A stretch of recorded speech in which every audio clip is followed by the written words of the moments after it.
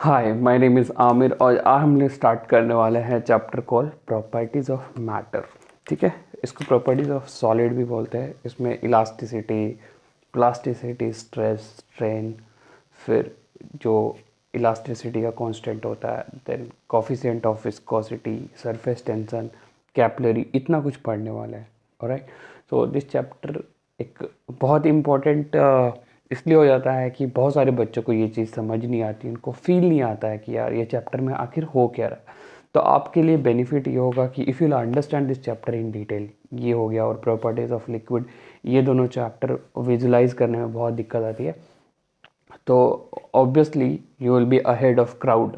So let's start properties of solids और properties of matter. This is a chapter properties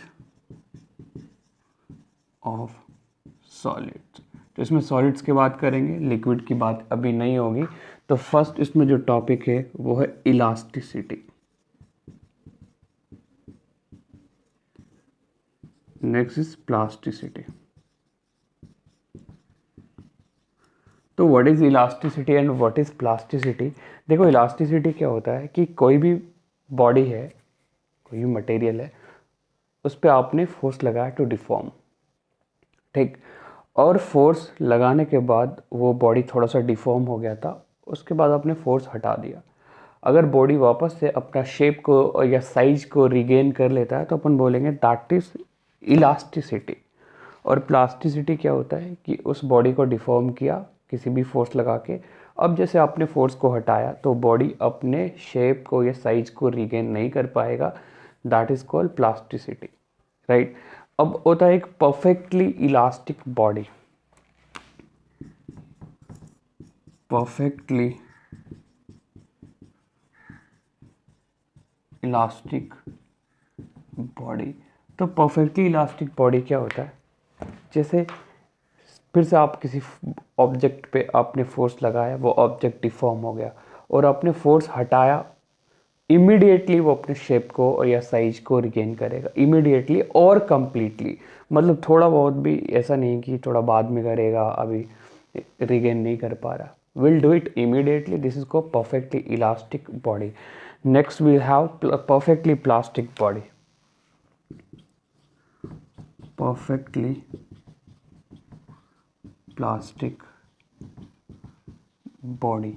तो perfectly plastic body क्या होता है? जैसे किसी बॉडी पे आप कितना छोटा से छोटा फोर्स लगाइए, वो बॉडी डिफॉर्म हुआ, आप उस फोर्स को हटाइए, वो उस स्मॉल फोर्स के बराबर का डिफॉर्मेशन को वापस से रिगेन नहीं कर पाएगा। This is called a perfectly plastic body. Now will move to the next part, that is called stress. तो स्ट्रेस क्या होता है? स्ट्रेस, तो स्ट्रेस और प्रेशर में थोड़ा सा डिफरेंस क्या होता है उस बात को आप समझो। कभी कभी हम चीज़ों को डिफ्रेंशिएट नहीं कर पाते और स्ट्रेस को प्रेशर के इक्वल ले लेते हैं और यही समझते हैं कि भाई स्ट्रेस ही प्रेशर है, प्रेशर ही स्ट्रेस है, but this is not reality. Reality क्या है कि मान लो आपने ये वाले ऑब्जेक्ट को, समझ लो कि ये इलास्टिक बॉडी है, तो हमने इसको दबाया फोर्स लगा के, तो ये थोड़ा सा डिफॉर्म हो गया, ठीक, मान लो ये इतना डिफॉर्म हो गया। अब क्योंकि ये बॉडी प्लास्टिक इलास्टिक है तो अपने साइज को रिगेन करना चाह रहा, राइट। तो साइज को रिगेन कर रहा चाह रहा है, तो कैसे रिगेन करेगा? उसका कोई ना कोई फोर्स होगा जो वापस उस साइज में लाने के लिए लगा रहा होगा। तो वो इंटरनल फोर्स जो बॉडी के अंदर है, जो अपने साइज को वापस लाने की कोशिश कर रहा है, दैट फोर्स जो है वो फोर्स का पर यूनिट एरिया वैल्यू होता है स्ट्रेस। प्रेशर क्या होता है कि जो एक्सटर्नल फोर्स आपने लगाया है इस क्रॉस सेक्शनल एरिया में बॉडी को डिफॉर्म करने के लिए, मतलब this force divided by this particular area जहां पे आपने फोर्स लगाया है, that force upon area is called stress, sorry pressure. While जो इंटरनल फोर्स बॉडी को वापस लाने की कोशिश कर रहा, that force into divide by this particular area is called stress. तो इक्विलिब्रियम पोजीशन में क्या होता है? स्ट्रेस और प्रेशर इक्वल होता है, तो दैट केस में अपन लिख सकते हैं क्या?